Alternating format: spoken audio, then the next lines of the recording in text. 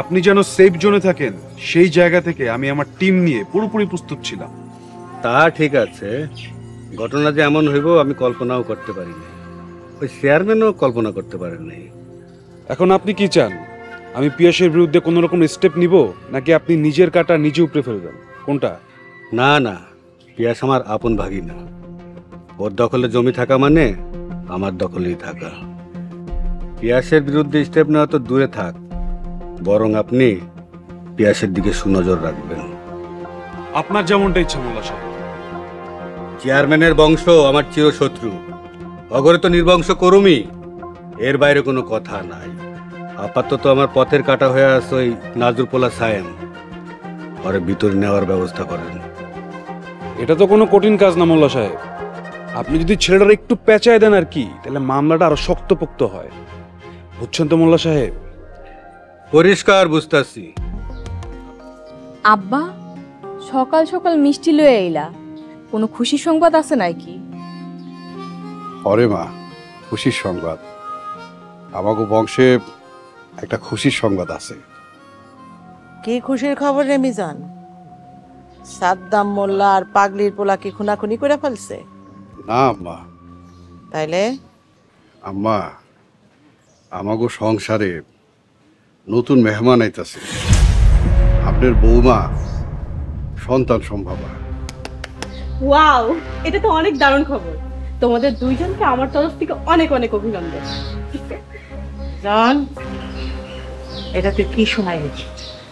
এটা কেমনে সম্ভব? কেন আম্মা, আপনি খুশি হন নাই? আব্বা, তোমার মায়ে তো মরার খবরে আর খুনের খবরে, মানে দুনিয়া সাইরা যাওয়ার খবরে খুশি হয়। নতুন কইরা দুনিয়াতে কেউ আইবো এই খবরে খুশি হয় না, তাই না বুড়ি? কইছে তরে শত, তোর পাঞ্জামা হঠাৎ করে পেট বাজায় ফেলাইলো, এটা তো অনেক তাজ্জব ঘটনা। তাই আমার বংশে নতুন মেহমান আইলে আমি তো সবচেয়ে বেশি খুশি হব। সবই আল্লাহর রহমত আর আপনার দোয়া আম্মা। শকুনের দোয়ায় গরু মরে না আব্বা, আবার কারো কারো দোয়ায় রহমত বাইরা যায়। আব্বা, মিষ্টির প্যাকেটটা আমার হাতে দাও। খুশির সংবাদটা তোমার মারে মিষ্টি খাওয়ায় শুরু।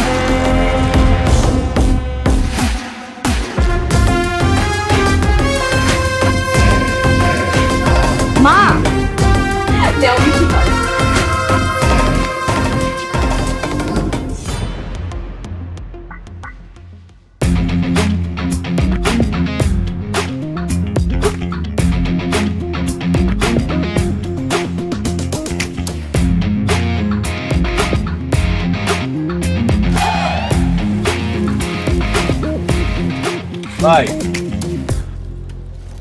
কালকে আপনি কামটা একদমই ঠিক করেন।